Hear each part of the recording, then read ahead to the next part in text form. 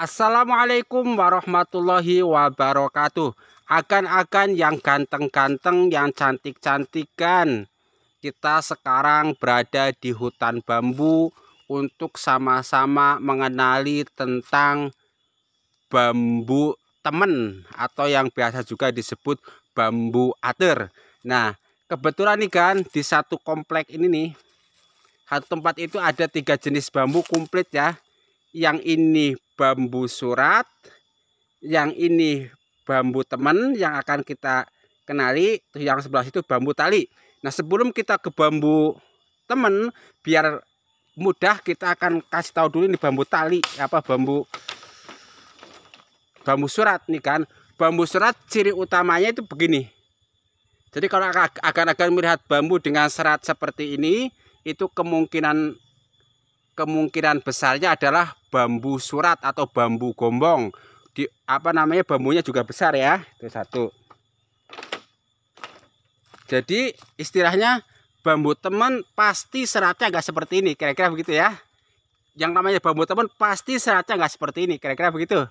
Nah, kita cek. Nah, ini bambu temannya. Nah, kita ke bambu talinya dulu. Nanti akan itu mudah untuk mengenalinya. Nah, ini bambu tali. Bambu tali jika dibandingkan dengan bambu teman, yang sangat mencolok perbedaannya ini ya nih tuh.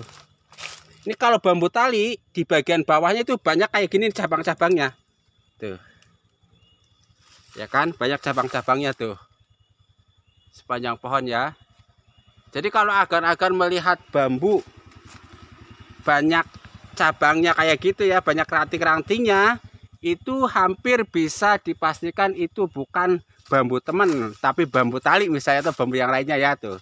Banyak ya fakta. Nah, sekarang setelah melihat, kalau dari diameter itu hampir mirip lah, besarnya bambu itu hampir mirip dengan bambu teman. Nah, setelah kita melihat dua jenis bambu surat dan bambu tali, sekarang kita cek bambu teman.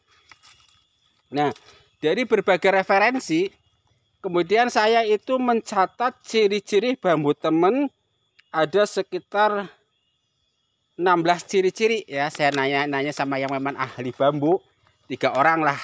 1 orang yang lagi kerja di sini, kemudian 1 orang lagi tetangga saya yang memang dia dari puluhan tahun untuk kerja di bangunan dan bergelut dengan dunia perbambuan. Nah, kemudian 1 lagi tadi bapak-bapak, dia yang memang ahli bambu, tahu perbedaan bambu bambu teman, bambu tali, dan bambu surat, dia tahu ya. Nah, sekarang kita cek ciri yang pertama, yaitu diameternya itu sekitar 5 cm sampai 10 cm. Ini kurang lebih tuh. Ini kalau segini itu kurang lebih 7.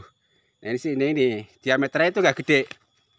10 sampai 5 sampai 10 cm. Sementara kalau bambu surat itu sampai 20 cm, bahkan bisa lebih, kira-kira begitu. Yang kedua dari tinggi. Nah, tingginya itu sekitar 25 meter nih. Tuh, ini adalah, ini udah tinggi nih ya. Tinggi bisa nyampe 25 meter. Artinya apa? Artinya nanti kalau ada bambu kok pendek-pendek banget, itu kemungkinan besar bukan bambu teman. Atau nanti kalau ada bambu ukurannya kok kecil-kecil banget, itu kemungkinannya bukan bambu teman. Ruasnya nih. Nah, ruasnya ini buku nih, luas tuh. Nah, ruasnya ini nih, jarak antara ini sama ini tuh namanya buku kalau kita nyebutnya. Ini tuh buku. Nah, dari sini ke sini jaraknya itu sekitar 40 sampai 50 cm ya. Sementara bambu surat bisa sampai 60 cm. Ya kan? Itu maksimal. Nah, tapi tadi saya juga dapat info bahwa salah satu ciri bambu teman itu adalah ruasnya itu pendek-pendek. Nah, misalnya contohnya yang ini nih tuh. Ini contoh ruasnya yang ketika pendek nih bambu teman. Dia itu paling sekitar 30 cm. Nah ya, 30 cm. Itu berdasarkan pertanyaan saya sama bapak-bapak ya. Kalau yang ini itu yang 40 cm sampai 50 cm berdasarkan referensi yang saya baca. Tapi memang benar ya, ada ini buktinya nih. Kalau Bapak tadi mengidentifikasi bambu temen itu pendek-pendek, nih faktanya ada. Tuh, ini juga pendek tuh faktanya. Ya kan? Tuh. Bahkan ini yang masih mudanya masih sangat pendek-pendek. Jadi kedua-duanya benar. Lalu yang keempat, tebalnya itu 8 mili. Nah, ini ketebalan bambu ini sekitar 8 mili. 8 mili itu merupakan tipis.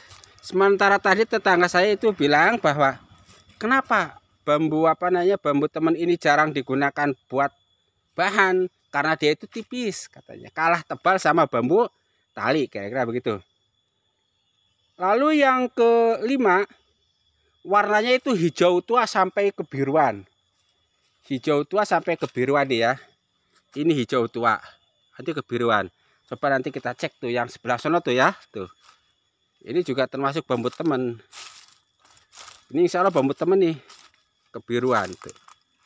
Jadi dia warnanya hijau tua sampai kebiruan. Kita fokus sama yang ini aja nih.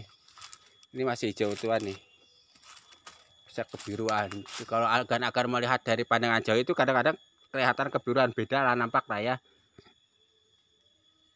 Lalu yang keenam, rebungnya itu hijau hingga keunguan. Coba kita cek, kebetulan yang di sini nggak ada rebungnya nih. Kayak yang ini nih, ini juga masih satu jenis Ikshalon yang ini nih. Artinya setelah belajar kemudian sedikit-sedikit saya bisa membedakan, bisa menaksir, oh ini bambu temen, oh ini bambu tali. Nah kayak ini insya Allah ini bambu tali nih. Bambu tadi itu bambu temen. Itu bambu ater. Ada rebungnya nggak, coba cek. Oh, ini buah luwing nih. Ada rebungnya enggak? Di sini dikatakan rebungnya itu warnanya hijau tua sampai kebiruan. Nah ini kebetulan enggak ada nih. Enggak ada nih. Ada buku-buku udara. Kalau ini tali nih, bambu tali. Kebetulan kita di sini enggak menemukan rebungnya ya. Lalu yang keenam, rebungnya hijau hingga keunguan. Tadi yang mengatakan hingga kebiruan, sini ada yang keunguan. Yaitu kalau biru itu kelihatannya ungu, kayak gitu ya. Kita lanjutkan yang ke-8.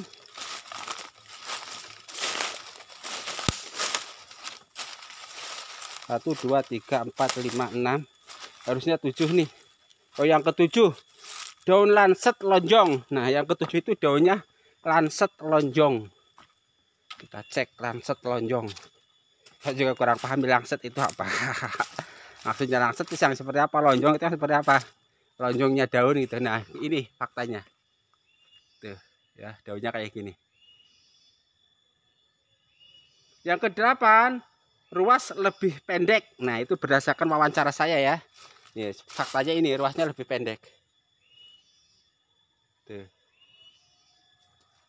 Tapi ini ruas yang panjang juga ada ke atas tuh. Panjang ya. Jadi yang ini kebetulan ruasnya pendek-pendek ya kan. Nah, yang ini nih kebetulan ruasnya panjang. Tapi kalau bagian bawah itu pendek. Lalu yang ke-9 lebih tipis. Nah, kalau lebih tipis ini berdasarkan wawancara sama tetangga saya ya. Lebih tipis. Lalu yang ke-10 jarang cabang. Nah, ininya. Tuh, ini kan enggak cabang-cabang. Jarang di sampai atas tuh.